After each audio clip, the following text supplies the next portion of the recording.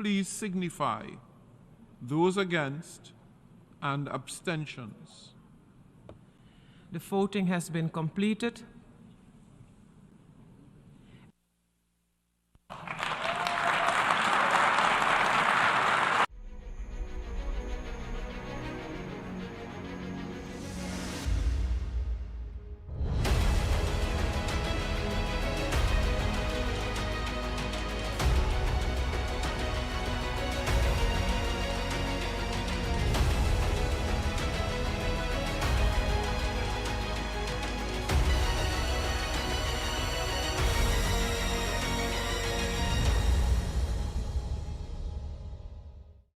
Hi, everyone. Judge Andrew Napolitano here for Judging Freedom. Today is Wednesday, December 13th, 2023. Phil Giraldi returns to our cameras for his weekly time with us. Phil, thank you very much, my dear friend. What we all saw right before the introduction to the show was the final vote tally at the United Nations yesterday. Prior to that vote tally, there had been a vote in the Security Council. Two bodies in the UN, General Assembly and Security Council. Security Council, the U.S. has a veto, and so the vote was 13-1 with the U.S. vetoing, and with Great Britain, which also has a veto, didn't exercise it, it abstained. The Secretary General of the United Nations used a very rarely used section of the UN Charter, allowing him to bring directly to the floor this vote calling upon Israel and Gaza for a ceasefire after it had been defeated in the Security Council. You can see 153 in favor, only 10 against. Some, I don't know why, Paraguay, Papua New Guinea, Liberia. Of course, the United States voted against, and there's 23 abstentions. What does this tell you about the United States' pigheadedness in all of this, indifference toward human suffering, and however else you want to characterize it, that it opposes even something as humanitarian as a ceasefire to bring food, water, and fuel to the people of Gaza? Well, unfortunately, this is all too common in terms of what we've seen from various administrations since the war on terror began. They say one thing out of one side of their mouth for an appropriate political response, and meanwhile they do something completely contrary.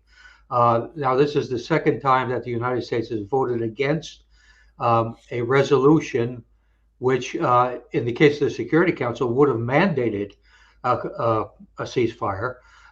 In terms of the General Assembly, it's not clear what the legal dimension of it is, but many believe it can be used in the same way. So anyway, the point is, this would have ended the fighting. This would have started people talking. And this was exactly what Joe Biden was claiming, that he was extremely upset about the level of casualties, which are exceeding, of course, 20,000 Gazans right now, and probably will go a lot higher when they start digging through the rubble. And the fact is, this is hypocrisy at a level that's almost unimaginable. And the same time as this was happening, I noted that we were sending a secret arms shipment to Israel to help them kill more Palestinians. And this circumvented the normal procedure in Congress, where munitions are not supposed to go, except in a state of emergency, to a belligerent. They have to be reviewed by Congress. So this procedure was circumvented. And there's Joe Biden saying one thing and doing the other thing, and sending over more weapons that will be killing Palestinians. This is incredible. Phil, this is very, very troubling. I think that the Secretary of State, Antony Blinken, committed perjury, because in order to bypass Congress under this emergency legislation, he must certify under oath that the legislation is, quote, vital to United States national security interests, close quote. How on the planet is sending $106 million worth of bombs, munitions, bullets, and artillery rounds to Israel on an emergency basis vital to the national security interests of the U.S. You know, Congress can send whatever it wants, but for the president to bypass Congress, the president or the Secretary of State or the Secretary of Defense must file this document under oath. I don't think he could possibly defend it in a court of law. I can't. I've read the thing very carefully to see if there was something I was missing, but there wasn't. It basically made the argument that this was vital for national security for the United States of America. And if you could figure out a way that that is true, you're a better man than I am. I just, I could not see it. I could not find it. And it seems to me that this was just the ultimate in hypocrisy again, where he is saying one thing and then seemingly going behind his back and apologizing to Netanyahu by sending him this arms shipment, which the Israelis, incidentally, don't necessarily need. And this is just it's an atrocity. I mean, we're killing people and we're pretending we're doing something else. I mean, this is just as awful as it gets. Here's Admiral Kirby, who is certainly not a better man than you are. He can't tie your shoelaces, attempting to avoid discussing. This is just 15 minutes ago, Phil, bypassing the Congress. Cut 18. That with respect to Gaza, whatever governance in Gaza looks like, it can't look like what it did on the 6th of October with Hamas in charge. It's got to be representative of the aspirations of the Palestinian people. And that means it's going to require some leadership and some change in the Palestinian Authority. And one last one, I promise. When you say that the U.S. requires Israel and all other allies to obey requirements of the law of armed conflict when they're using U.S. weapons, how can you ensure that when the administration has bypassed congressional oversight on this, debate on this, and also internal State Department debate on this? I'm not sure I understand the premise of the question. A bunch of weapons on Saturday without going through Congress, correct? We have a normal process for providing aid and assistance to foreign countries, Ukraine and to Israel. And that's all done within the normal standard consultative process. He is either lying or is woefully ignorant, Phil. I'll let you take this ball and run with it. There is nothing normal about emergency bypassing of Congress claiming it's national security of the United States when it's a bald-faced lie. Well, it is a bald-faced lie. And I don't believe that Kirby can actually be that ignorant. But obviously, this is a position that the United States government, the White House, has taken to justify what is unquestionably a violation of the rules of the U.S. government itself, and is also being used or will be used to kill more people. It's just like it's like, I don't know if you remember from when you were young and I was young, the television show The Twilight Zone. It's like Rod Sterling. Yeah, it's like we've stepped into the Twilight Zone, and all of a sudden things that are, in terms of the words used and the expressions used, are supposed to mean something. They mean something that's quite the opposite. And this has been going on for a while, and now it's like an avalanche. Everything to justify things that are not justifiable. And they come out with the big lie, which is this is based on the security of the United States of America. Hey, buddy, it ain't. Did you catch what else he said? That when the war in Gaza is over, the government in Gaza cannot look the way it did on October 6th. It must be reflective of the will of the Palestinians. Hey, pal, Gaza was elected by the Palestinians twice. What is he talking about? Well, he's I think, woefully badly informed on that issue. Yeah, they were elected twice in elections that were monitored by the United Nations and including the United States, and were deemed to be fair and just elections. So this was the people of Gaza who elected these people. And the fact of, if you support democracy, which clearly is something I'm beginning to question too about the U.S., you basically let people make the choices they want to make. That doesn't mean that you you elect a government with a mandate to attack your neighbors or anything like that, but it means that you have a choice, you have a vote. And obviously, Mr. Kirby doesn't quite understand that. This is something very bad that's coming. Is the United States, and I want to prevail upon your expertise from your military as opposed to your intelligence community days, is the United States militarily weaker because of all of this stuff, arms, armaments, heavy duty weapons, massive amounts of bombs and ammunition that we're giving away to Ukraine and Israel? This stuff isn't being manufactured for Ukraine and Israel. It already exists, and we're just sending it there. Doesn't that deplete our substance? Well, there are two arguments there. The first argument is that the United States, by its very nature, should have all these 1,100 bases scattered around the world with all this equipment and so on and so forth, and all this money, the $1 trillion that's being spent every year on this. This is a legitimate role of government. I would dispute that, of course. And they would argue, of course, that, well, you know, we have these alliances and we have these relationships. Israel, as we've discussed before, is not an ally in any sense. Alliance is a reciprocal relationship, and we have now Israel doing things that are clearly not beneficial for the United States position in the Middle East. So anyway, we have all these things kind of coming together, and it really doesn't make sense at the end of the day. We are weaker when we give these weapons away, but sure, maybe we don't need 1,100 bases. Maybe we should be thinking a little farther back, a little in terms of what the concept is here.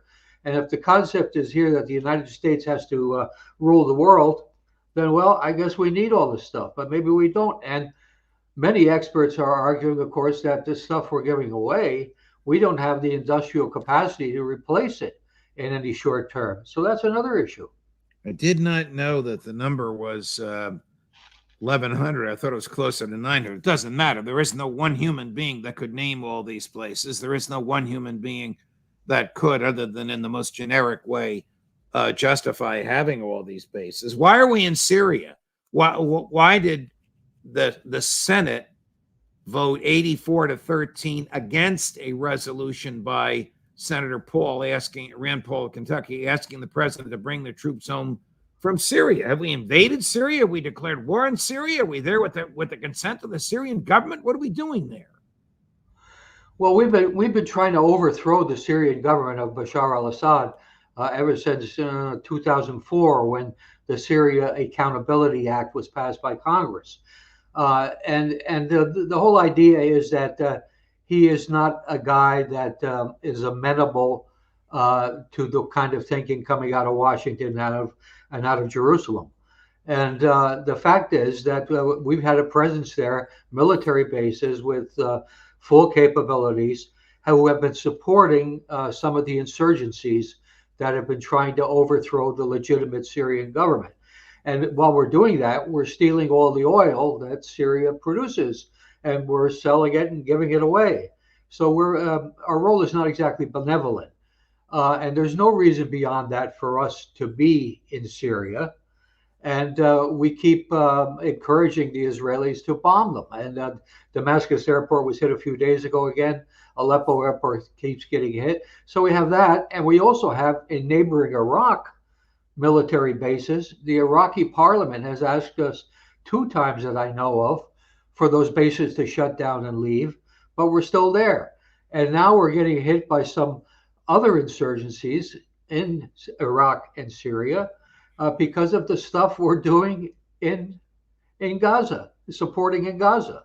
So it's like a no-win, and all these things come together and they make no sense whatsoever in terms of our national security.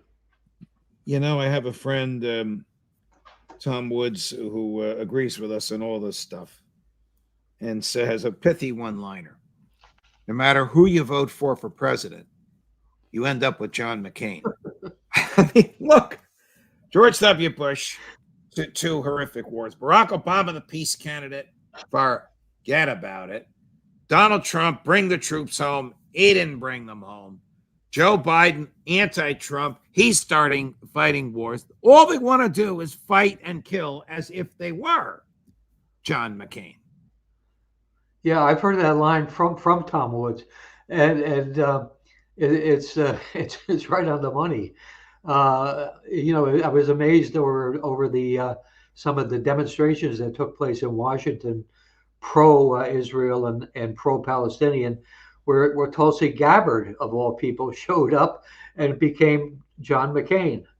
And it's just like, what is wrong with these people? Is there something in the water in Washington, or is it just some kind of a machine that brainwashes everyone? I mean, what a different world it would be if the United States would pretty much butt out and leave everyone alone. Not in our blood. It was in George Washington's blood. It was in the foreign policy of the United States until World War I, but it hasn't been in our blood since then. I wonder if there's something in the water in Jerusalem. Did Jerusalem's deputy mayor state publicly that Palestinian, it's hard for me to repeat this, and if I got this wrong, tell me. Palestinians are subhuman and should be captured and buried alive. Did an official of the Israeli government actually say that in public?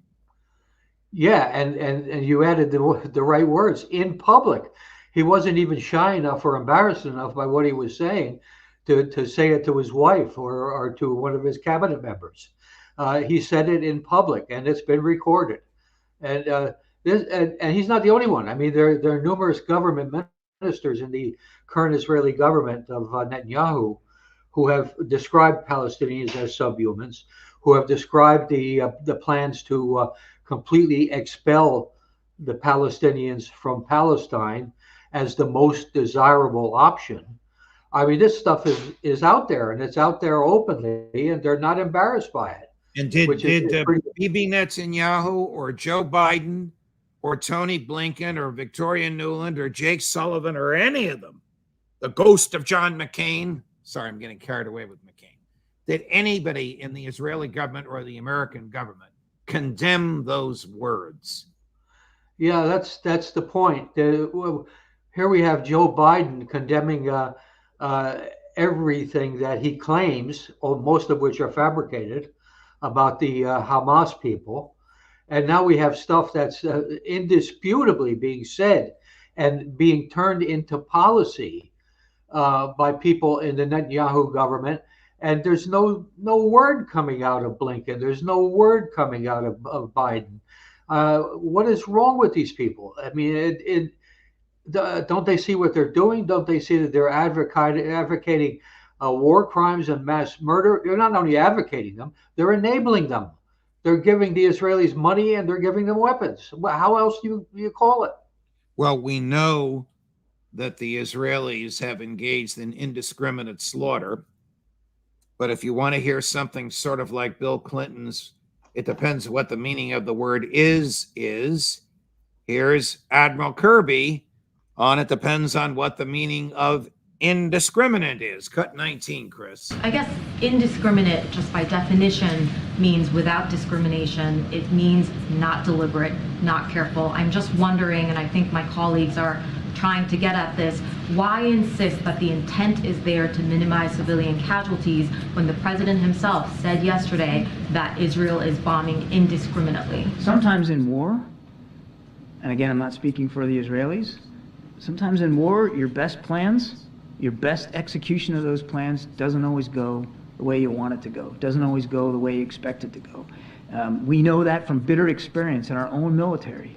No matter how precise and targeted we tried to be in Iraq and Afghanistan, there were times when we caused civilian casualties as well. That's one of the reasons, MJ, that we sent a couple of military advisors over there, some senior generals who had experience in that kind of urban warfare, to talk to the Israelis before they moved into Gaza, to help them learn from our own mistakes. So sometimes in war, the best laid plans just they don't get executed exactly the way you want, and unfortunately, civilian casualties result.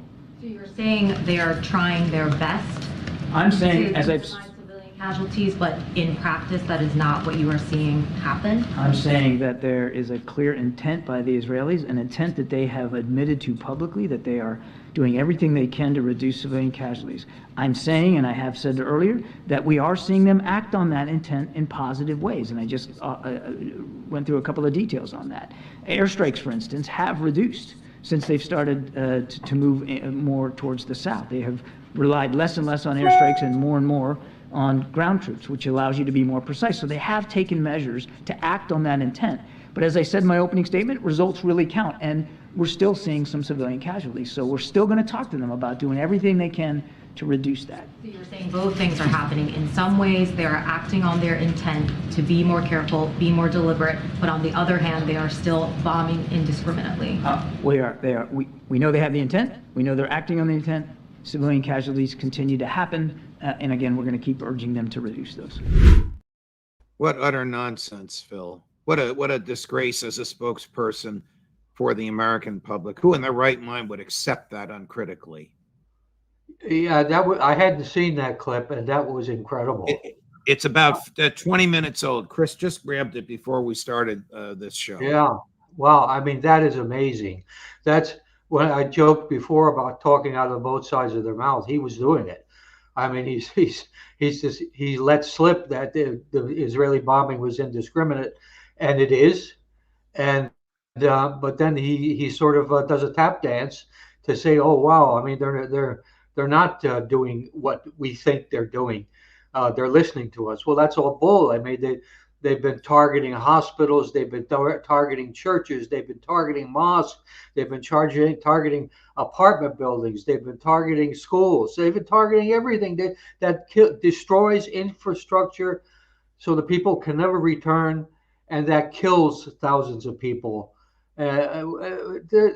These people are completely off the rails in terms of any kind of humanity in their thinking, or any kind of rationale that makes any kind of sense.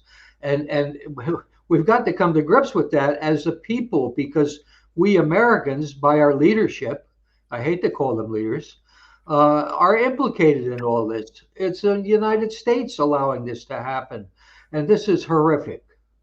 We have voted for a government of Republicans and Democrats. Republicans control the House. Democrats control the Senate by one vote. Obviously, the president is a Democrat. That is implicit, complicit, supporting, funding, financing, paying for, whatever phrase you want to use, war crimes. And the American public is not yet outraged about it.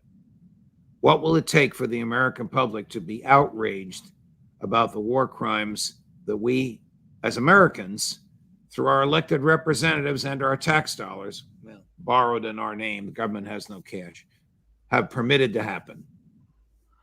Well, to be perfectly honest, I'm a little more optimistic than you are on that. I think the images of babies' bodies wrapped in sheets, lined up 30, 40, 50 of them, have had an impact. I think the picture that came out a couple of days ago of where they were stripping the Palestinian men naked and herding them together as prisoners or whatever. It wasn't even clear why they were arresting them. These were not Hamas soldiers or militiamen. These were just ordinary men who were rounded up in Gaza. Enough of these pictures, and I think the impact starts to come through. I've recommended before that when you read one of these ridiculous articles in the New York Times, Washington Post, covering up for Israel, go down to the comments section. You'll see a lot of people are not fooled by this anymore. And that's where I see a little bit of hope. Phil, you happen to be on the show at a moment we achieved a milestone. I'm going to hold my iPhone up to the camera. I hope everybody will be able to see it.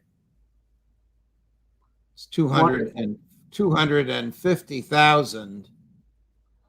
There it is. 250,000 subscribers. We just broke it. 250,001. I don't know who the 250,000th was. Whoever you are, thank you. I don't know who the 250,001st was. Whoever you are, thank you. And yesterday we broke 500,000 on Twitter, now known as X. And it's because of people like you and your incredible knowledge, vision, and personal courage, Phil, that we've been able to achieve these unbelievable numbers. 2 years ago, we were at 93. Now we're at 250,000. Thank you, my dear friend. I had a few more questions, but I think we'll end with that. I hope you'll come back again next week. These Wednesdays with you have been fabulous, and I'm happy to share this good news with you, Phil, and with everybody watching us at the moment. Well, thank you. That's great. Thank you, my dear friend. Tomorrow morning, not sure yet on the time, Patrick Lancaster live from the battlefield in Ukraine, and more to come with our superstars the rest of this week. Professor Sachs, Professor Mearsheimer, and the Intelligence Community Roundtable. Judge Napolitano, a deeply grateful, if you can believe it, a humbled Judge Napolitano for judging freedom.